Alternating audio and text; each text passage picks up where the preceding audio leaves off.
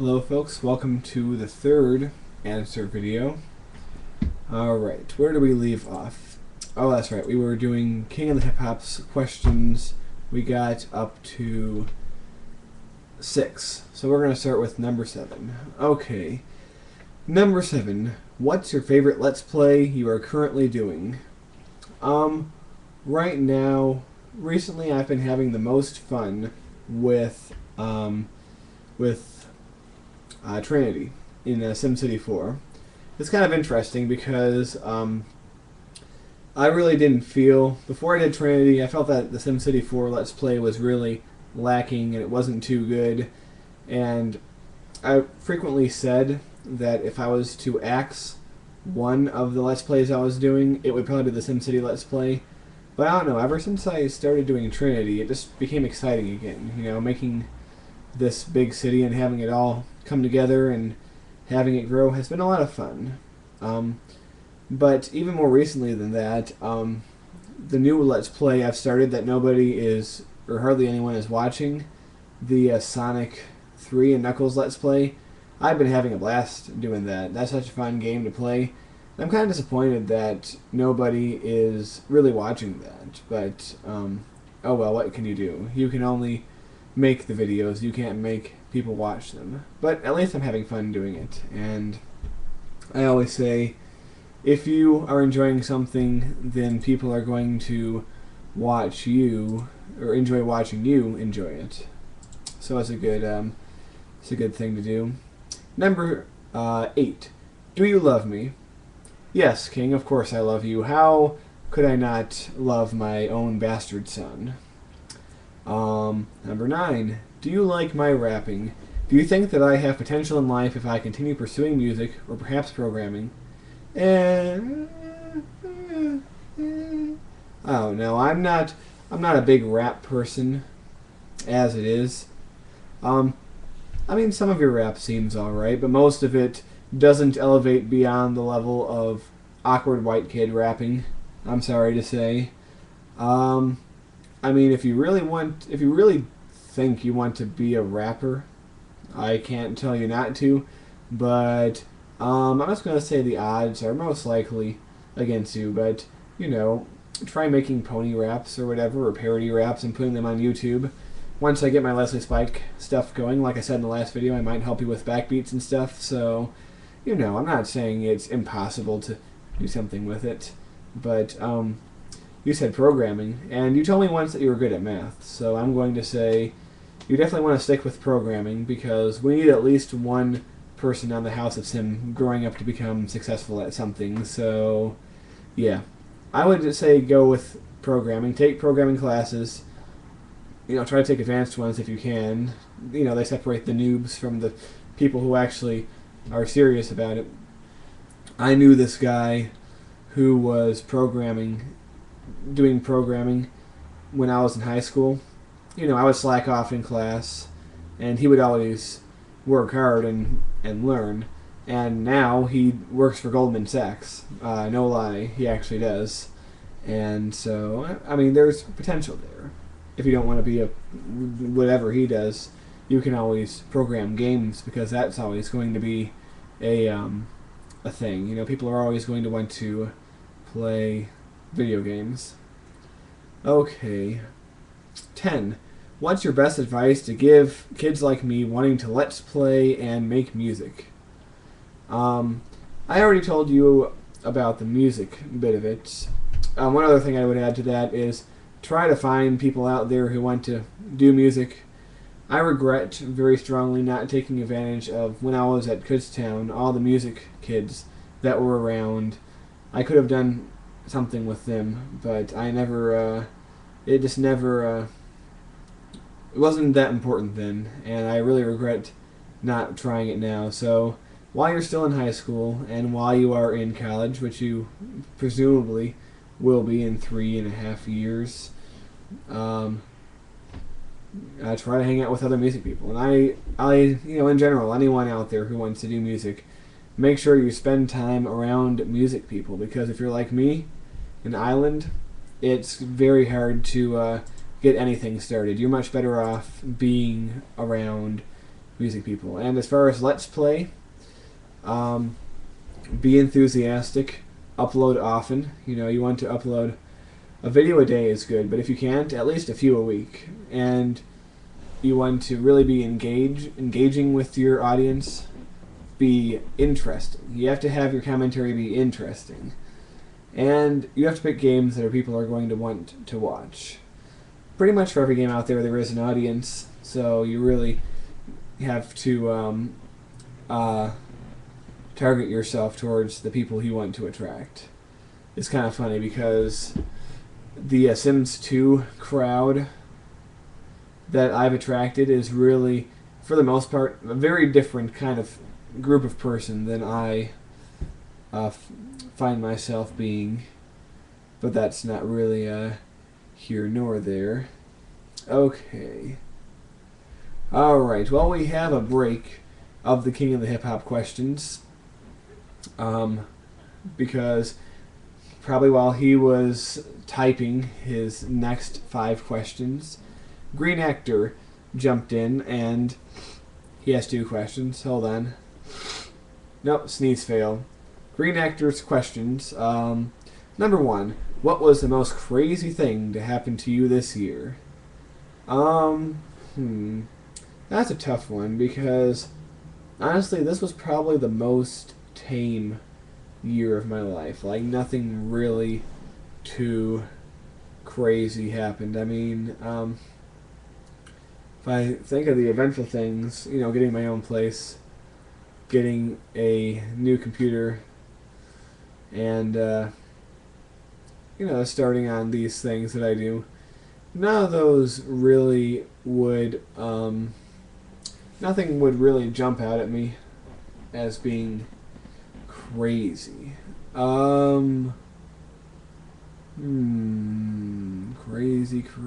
Crazy. I got nothing. I haven't done anything crazy this year at all. I'm sorry. Maybe next year I will. 2. What is your favorite fairy tale? I actually thought about this a little bit, and it's going to be hard to say what my very favorite fairy tale is, but one I like is the one with the 3 goats, or the troll under the bridge and the 3 goats. Basically how this one goes is, a small goat is crossing a bridge, and a troll comes up and says, you look tasty, I'm going to eat you. And the goat's like, oh, don't eat me, my brother is coming, and he's much bigger and tastier. So, the ogre lets the goat go, and a medium-sized goat comes up, and the ogre's like, you're even tastier, I'm going to eat you. And the medium-sized goat is like, oh, you think I'm tasty? Wait until you see my big brother, he's a really big and tasty goat. So the medium-sized goat goes away, and then a big goat comes, and the ogre's like, I'm gonna eat you, you look really tasty, and the big goat just bucks the ogre right off the bridge. I guess the moral of that story is, you shouldn't get greedy, and you shouldn't let opportunities pass you by, or something like that. I believe that that fairy tale is Norwegian in origin, but don't quote me on that. That's just sort of my guess. Okay. Back to King for a few more questions. Number 11. Who is best pony? The correct answer is every pony, so the question should be, who is your favorite? I'm a Pinkie Pie guy myself. I don't know why. Just her randomness and how she's always happy and bouncy and hyper and just the life of the party is really, I think she is more emblematic of the show than even Rainbow Dash is, even though Rainbow Dash gets the most publicity, I think. But yeah, Pinkie Pie is my favorite. Number 12. Why do you like My Little Pony Friendship is Magic so much? Any certain aspects? The fandom it's created? There's many reasons I like the show. For one thing, it's well written in most aspects. It's, it's not geniusly written, but the writing is very solid. And the environments are colorful and inviting. And I think the thing that really makes the show are the characters. The main six especially. They all have very distinct and highly developed personalities, and they all sort of stand for archetypes of people that we know and might sometimes be in real life. And so the characters are what makes the show what the show is, And but why that makes a good show, but why is it so attractive to me and so many people? I don't know. There's just something so wonderful about something. I mean, we live in a world, and even within our internet culture, things are very cynical. Things are pretty dark. And it's good to just have something that's so light and fun and just very joyful. And it's something that I think arrived at just the right time in our development. It was something we really needed. It was filling a hole in us, as a culture in a way. So that's a good thing. Okay. 13. What's your favorite episode so far? Well, I would probably say the 2-part season 2 premiere with Discord. That was extremely epic. It's on par with some of the best villains I've seen in cartoons when I was a kid. And just the chaos that he brings is so chaotic and just so crazy. And just like the sheer arrogance of the character and the fact that he's basically Q, because everyone knows I'm a Trekkie, and Discord is Q. Not only is he the voice actor, he's the same character, essentially. It's pretty awesome. But it might be kind of a little bit cheating to use one of the season premieres as a best episode. So, I don't know. It's kind of hard to say what would be the best one outside that. I'm going to put forth as a possibility. What was that one called? Griffin the Brush Off from season 1, because it's heavy on Pinkie Pie, and has a lot of Rainbow Dash too. It has the characters playing off each other, which I think is good. If I have one criticism of the show, especially season 2, is that too many episodes seem to focus on one pony at once and just their problems, and everyone else is sort of tangential to the plot, and I don't really like that. I like episodes where the different personalities of the ponies are playing off each other, and a good example of that was in that episode. You get Rainbow Dash and Pinkie Pie, a very unlikely combination within the main 6, and because Rainbow Dash thinks that Pinkie Pie is annoying, but then eventually sees that she's a cool person to hang out with. But then, there's her old friend, the Griffin, is, turns out to be a real bitch. It's kind of interesting because we've all had people that we have been friends with in our lives and have we've fallen away from over time. And sometimes people aren't exactly what we thought they were, and it's kind of sad when that happens. And I think that's what Gilda in that episode represents. And so that's what I will give for that answer. 14. Why am I asking so many questions? Because you love your daddy and you want to learn from him to be guided as a responsible citizen in the world. 15. What is your favorite video game that came out in the last 5 or 10 years, so you can't say Sonic? Well, I think I'd definitely say Minecraft. I mean, it seems like, Notch was sitting down one day and he was like, what's the game that's going to be the most interesting for this guy here? And he went and made Minecraft because, there's few games in my life where I just have a almost obsessive quality about them. I mean, I see myself coming back to Minecraft. Like, I don't see myself continuously playing it, but every now and then again, coming back to Minecraft for the next 10 years or more. Because that's the way it's been with Civ 3. I got Civ 3 for the first time 9 years ago, and I get tired of it once in a while, but I always come back to it eventually. And the same was true about SimCity 2000, later 3000 and 4. And there's a few other games that are like that, and I see Minecraft joining the ranks. But yes, I can definitely see in the year 2021 a 35-year-old Bone Canoe 86 playing Minecraft like, oh, let's take this out again, and just playing with it again. Hopefully Smoothie or its descendants will still exist at that time, because that would be pretty sweet. Let's see. 16. Am I a cool person? Do you love me again? Yes, King, you are very cool, and I very much do love you. Okay. Okay, now the next couple of questions are from K is for Crazy 1994. Alright, what do we have here? Number 1.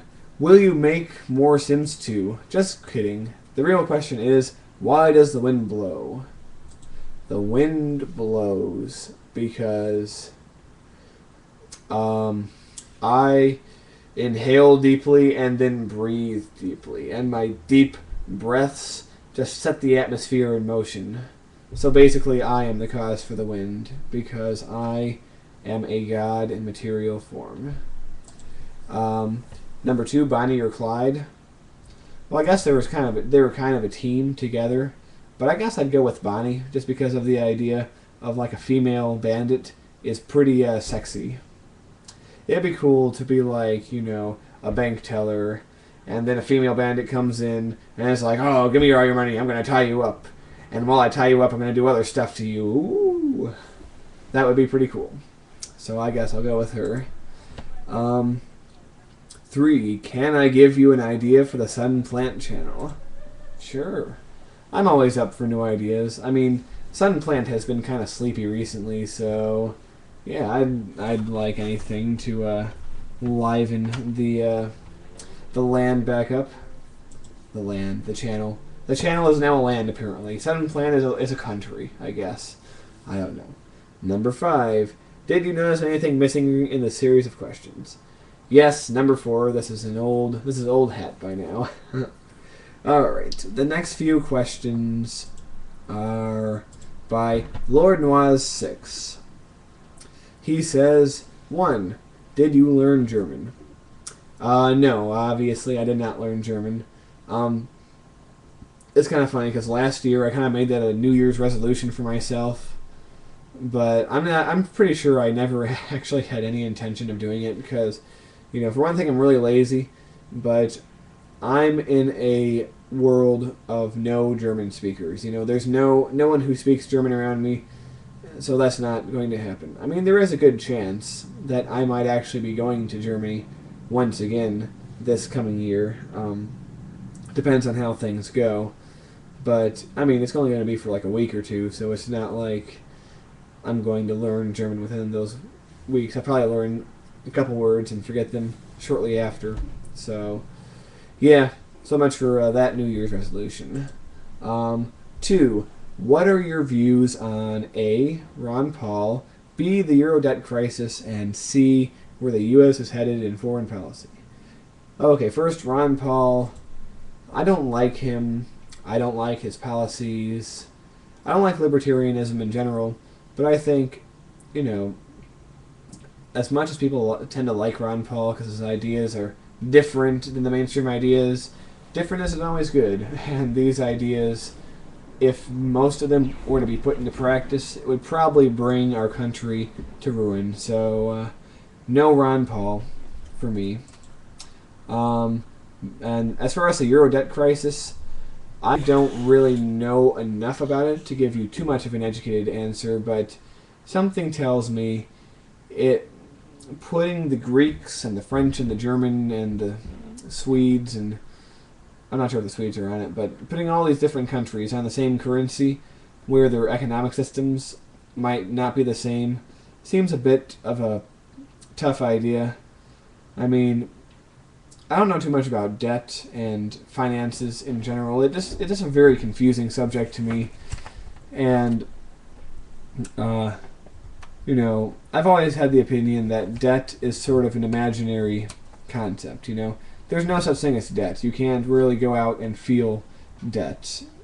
Um, Basically, what you have is you have resources, you have people, and you have the knowledge of how to turn resources using people to make goods and services. I mean, it all stems from that. And as long as those things all exist, as long as there's still resources, as long as there's still the people who know what, educated people who know what to do with those resources, and the physical infrastructure to, the physical and intellectual infrastructure to transform that knowledge and natural resources into things that we need, I don't see what the big deal is. All this debt stuff is sort of just like a flaw in the system that we should probably try to figure out a way to get around, but we're probably too far gone down this road that it might not be until after we have a major system collapse that things will be reset and we can try something different. And as far as where the U.S. is heading in foreign policy, well, I don't know. I mean, being an American, it's kind of cool to have our country be like the leading country in the world. Like, basically nothing happens unless we say it does. That's kind of neat. But it's also pretty draining on our resources. And I don't like the idea of, I didn't like the idea of the Iraq War, and I certainly don't like the idea of an Iran war, because, well, Iran is much tougher than Iraq was, much bigger, more modern, not as modern as we are, obviously, but more modern, and they would probably give us hell if we invaded. I mean, of course, we'd still kick their asses if we really put our energy into it, but the thing is does anyone have patience for that right now? And I think probably not. But all the same, I don't think that Obama wants to get us into a war with Iran. I don't even think the Republicans want to get us in a war with Iran, because everyone knows it's just not worth it. It's kind of interesting, because I think that the biggest, there's not really a Cold War anymore, but in a way there is, because I think we have us and our allies on the one side, and on the other side you sort of have this axis of Russia, China, and Iran. It's not a perfect axis, but they just sort of,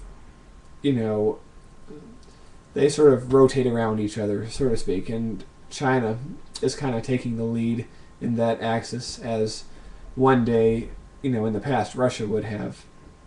But I think those three countries are the prominent adversaries. I wouldn't say enemies, but adversaries. And, I think Iran could have been our friends had we handled things differently in previous decades, but, it's a little late for that now.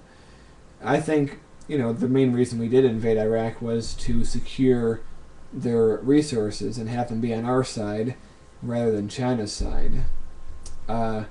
And we are kind of regretful. I mean, all this sniping that we do at Iran is just pretty much regret and jealousy that they have pretty much latched themselves onto the China and Russia bandwagon. So it's going to be interesting to see what happens. Hopefully no one's going to be foolish enough to start anything. Hopefully the Iranians aren't going to be foolish enough to start anything. That's just the hope. But, war and conflict will happen somewhere, somehow. Let's just hope it's not that, and it's not too soon. Okay. Question 3. When you started LPing, what did you think your target audience would be? How would you compare that to the members of the House of Sim, which I feel to be a good cross-section of your current subscriber base, sans the more insert game here group, which I hope is a minority? Okay, so basically you're saying, what what kind of people did I think I would attract with my Let's Playing? I thought, I don't know, I didn't really have a concise idea of who I would get on my channel, but I don't know, maybe I thought in the early days my audience would be a little bit older, considering that I was playing a bit of an older game. But it kind of pleasantly surprised me to find that so many younger people are learning a epic game like Civ 3. And I don't know, I didn't really have that many expectations. I didn't really expect anyone to watch it, honestly. I expected pretty much to get few to no subscribers when I did Civ 3, and the fact that I got 64 by the end of my first Let's Play, I know it's not a lot, but it seemed like a ton. So I'm happy about that, obviously. I was happy about 64, and I'm happy about 2,600 that I have now.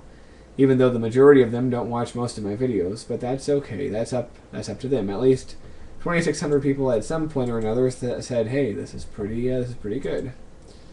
And how would I compare that to the members of the House of Sim? Well, I think the people on my YouTube channel are very heavily slanted towards The Sims 2, but the people on the channel or on the forum tend to be more evenly divided. It just seems like there's as much interest for SimCity and Civ 3 and Minecraft and Sims 2 as all of them have sort of an equal level of interest. I don't know. I find that the average Sims 2 fan is more likely to be a more casual fan who's going to watch my stuff but not necessarily come over to the forum than the average Civ or Minecraft or SimCity fan. Not to say that there haven't been a number of people who have found me through The Sims 2 and have come to the forum and become great members, because there are people like that. It just seems to be less common on average.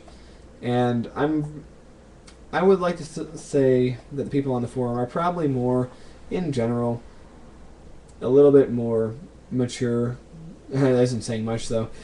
And a little bit more, involved. They want to, they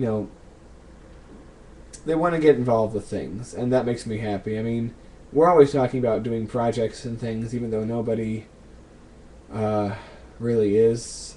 Kind of sad, but at least we're talking about it. And maybe one day somebody's going to be like, okay, we're getting things done now.